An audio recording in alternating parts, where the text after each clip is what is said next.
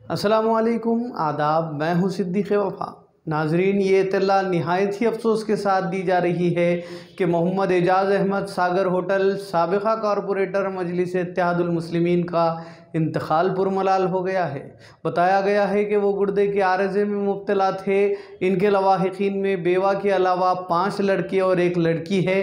اللہ سے دعا ہے کہ اللہ مرحوم کی مغفرت فرمائے اور پسماندگان کو صبر جمیل عطا کرے۔ تو آئیے بڑھتے ہیں آج کی اہم خبروں کی جانب۔ کل ریاست کے وزیر اعلیٰ KCR نے اعلان کیا کہ کورونا وبا کے زیر اثر آنے والے تمام خانگی اسکول ٹیچرز کے لیے اسکولوں کی کشادگی تک ماہانہ 2000 روپے اور 25 کلو چاول حکومت کی جانب سے دیے جائیں گے۔ اسی سلسلے میں آج وزیر تعلیم سویتا اندرا ریڈی ضلع انتظامیہ سے ویڈیو کانفرنسنگ کے ذریعے ہدایات جاری کی کہ جاریہ ماہ 15 تاریخ تک ٹیچنگ اور نان ٹیچنگ خانگی اسکولوں کے ملازمین کی تفصیلات روانہ کریں۔ کہا کہ 28 اپریل تک تمام تفصیلات کا آن لائن اندراج کیا جائے۔ خیال رہے کہ ضلع کلکٹر سی نارائن ریڈی نے بتایا کہ ضلع میں جملہ 450 اسکول رجسٹرڈ ہیں، جن میں تقریباً 6200 ٹیچنگ اور نان ٹیچنگ اسٹاف کی تفصیلات ریاستی حکومت کو روانہ کی جائے گی۔ اس سلسلے میں محکمہ تعلیم ضلع نظام آباد کی جانب سے ایک پروفارما تمام رجسٹرڈ اسکول انتظامیہ کو پہنچایا گیا ہے۔ ریاستی حکومت کا یہ اقدام انسانی ہمدردی کو ظاہر کرتا ہے، جو ملک کی دیگر تمام ریاستوں کے لیے ایک مثال کے طور پر سامنے آیا ہے، جس پر تمام خانگی اساتذہ اسکول انتظامیہ نے ریاستی وزیر اعلیٰ KCR کا شکریہ ادا کیا۔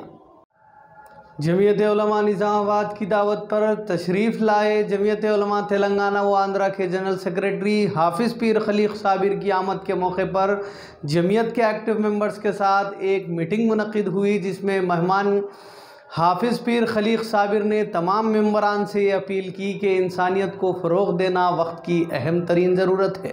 انہوں نے کہا کہ جمعیت علماء کی تاریخ کے بارے میں لوگ صرف یہ سمجھتے ہیں کہ جمعیت پچھلے صرف 100 سالوں سے اپنی خدمات انجام دیتی آ رہی ہے، لیکن جمعیت کا کام 1400 سال سے جاری ہے۔ انہوں نے کہا کہ محسن انسانیت صلی اللہ علیہ وسلم بھی اپنی زندگی کے ہر شعبے میں انسانیت کو بچانے کی فکریں کی ہے۔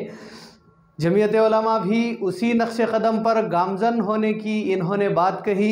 انہوں نے ممبرز کو مزید سرگرمیاں بڑھانے اور جمعیت کی جانب سے کی جانے والی ہر ایکٹیویٹی میں ایک ایکٹیو ممبر کی طرح کام کرنے پر زور دیا۔ بعد ازاں کورونا وائرس کے پھیلاؤ کو روکنے کے لیے عوام میں شعور بیداری کرتے ہوئے جمعیت علماء آفس واقع بودھن روڈ پر ماسک کی تقسیم کا پروگرام چلایا گیا۔ واضح ہو کہ اس شعور بیداری پروگرام میں ون ٹاؤن SHO انجینیلو نے بطور مہمان خصوصی شرکت کی اور جمعیت کے اس کام کو سراہتے ہوئے حافظ پیر خلیق احمد صابر کا شکریہ ادا کیا۔ خیال رہے کہ SHO انجینیلو نے میڈیا سے خطاب کرتے ہوئے بتایا کہ اگر نظام آباد شہر کو کووڈ فری کرنا ہے تو ہر شخص کو احتیاطی تدابیر پر سختی سے عمل کرنا ہوگا، تبھی ہم اپنے شہر کو کورونا سے پاک کر سکتے ہیں، اور 40 سال سے زائد عمر والے حضرات کو ویکسین لگوانے کا مشورہ دیا۔ اس موقع پر حفاظ علماء اکرام کی کثیر تعداد موجود تھی۔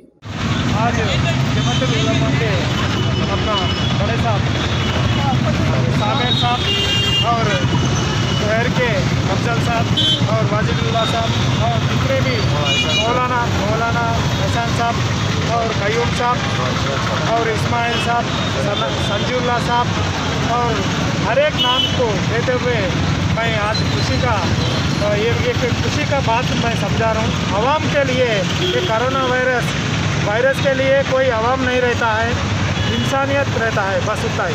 تو وہ بیان دیتے ہوئے ہمارے بڑے صاحب ادھر آئے ہیں اور سب عوام کو اور سب لوگوں کو ایک میسیج دے رہے ہیں کہ آج کے تاریخ میں سرکار کی جو انسٹرکشن دیا گیا ہے کرونا وائرس سے بچنے کے لیے، سب لوگ ماسک پہننے کے لیے سب لوگ ماسک پہن کے ہی گھر سے باہر نکالنا بول کے ایک ماسک اویئرنیس پروگرام ہمارے کمیونٹی ایریا، ہمارے مائنارٹی ایریا میں کیا جا رہا ہے۔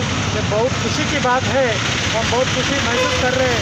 ایسا ایک ریلیجیس ہیڈ آ کے عوام کو، ایک معمولی سے عوام کو ایجوکیٹ کرنے سے جو کرونا وائرس کا جو اسپریڈ ہو رہا ہے اس کو روکا جاتا ہے۔ तो अभी वैक्सीनेशन के बारे में भी सब लोग वैक्सीनेशन नहीं ले रहे हैं। तो वैक्सीनेशन लेने से आप वायरस से जो कोरोना वायरस से बच के अपना ज़िंदगी और अपना जान बचा सकते हैं। तो इसीलिए हम सब आवाम से अदबन गुजारिश कर रहे हैं, बड़े से बड़े तादाद में हर एक आदमी घर घर में जो वैक्सीनेशन नहीं लिए हैं वो लोग सरकारी अस्पताल में और अपना लोकल PHC मालापल्ली ओनेडो और पीली स्कूल का जो PHC है हेल्थ सेंटर्स में वैक्सीनेशन किया जा रहा है। उसमें आके हम वैक्सीनेशन लेके इस मुल्क को बचाने का कोशिश करें और कोरोना वायरस से बच के अपना जान और ज़िंदगी बचाते हुए आगे बढ़े बोल के मैं मैसेज दे रहा हूँ। जो कोविड का जो हालात है उस सिलसिले में ये फ़ैसला भी लिया गया और सोच रहे हैं कि क्योंकि ये इंसानियत का काम है, किसी मज़हब का काम नहीं है कि कोविड एक बीमारी ऐसी बीमारी है जो हमको हमारे बहुत से बड़े लोगों को, हमारे बहुत से ज़िम्मेदारों को हम लोगों ने खो दिया है इस बीमारी की वजह से। तो जो ऑफिशियल गाइडलाइन है वो ऑफिशियल गाइडलाइन को फॉलो करने के लिए यहाँ जितने रिलीजियस हेड हैं उनको डिस्कशन किया गया है। पुलिस ऑफिशियल्स हो या डॉक्टर्स हो, ये जितने भी लोग हैं ये लोग दिन रात मेहनत कर रहे हैं, ये कोशिश कर रहे हैं कि सोशल डिस्टेंसिंग हो और मास्क लगा कर रहें और सिक्योर रहें। इनका ड्यूटी से बढ़कर ये लोग मेहनत कर रहे हैं। ऑफिशियल जितने भी है, फर्स्ट लाइन के जितने लोग हैं वो पूरा अपने काम में लगे हुए हैं, डॉक्टर्स है, ये सब लोग हैं। हम अप्रिशिएट करते हैं इन लोगों के वर्क को। ये हमारा ड्यूटी है, वैक्सीनेशन का भी हमारा रिस्पॉन्सिबिलिटी है और एहतियात से रहना, बिला ज़रूरत घर से नहीं निकलना है। आपको किसी चीज़ का रिक्वायरमेंट है तो घर से निकलना चाहिए और जहाँ बाहर निकल रहे हैं कहीं जमा हो रहे हैं तो सोशल डिस्टेंसिंग मेंटेन करना चाहिए। ये बीमारी का इलाज यही है कि एक दूसरे से जो गाइडलाइन किया गया है उसको फॉलो करना है। अगर हम उसको फॉलो नहीं करेंगे बाद में जो तकलीफ़ उठाएंगे वो तकलीफ़ हमारे लिए बहुत बड़ी होगी। और सबसे बड़ा गुड साइन है, तेलंगाना में अभी हेल्थ मिनिस्टर ने अनाउंसमेंट किया है कि तेलंगाना में अभी उतना वेव नहीं आया है, बहुत अंडर कंट्रोल है। तो हमको चाहिए कि और कंट्रोल करना चाहिए। निज़ामाबाद को, डिस्ट्रिक्ट निज़ामाबाद को कोविड फ्री जोन करने तक खामोश नहीं बैठेंगे, ये डिसीजन हम लोगों ने लिया है।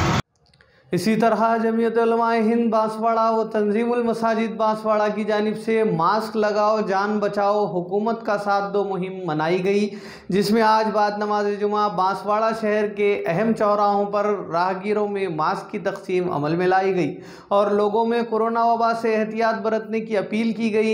इस मौके पर सर्कल इंस्पेक्टर बांसवाड़ा ने शिरकत की। इस मुहिम में मौलाना रकीब कासमी, इम्तियाज़, मौलाना मोहम्मद अली कासमी, अब्दुल वहाब, सईद के अलावा साबिका वार्ड मेंबर शेख अकबर ने बढ़ चढ़ कर हिस्सा लिया। तो नाज़रीन, ये थी आज की अहम खबरें। मज़ीद न्यूज़ अपडेट्स के लिए हमारे साथ बने रहिए और देखते रहिए माई चैनल। अब दें इजाज़त। अस्सलाम वालेकुम।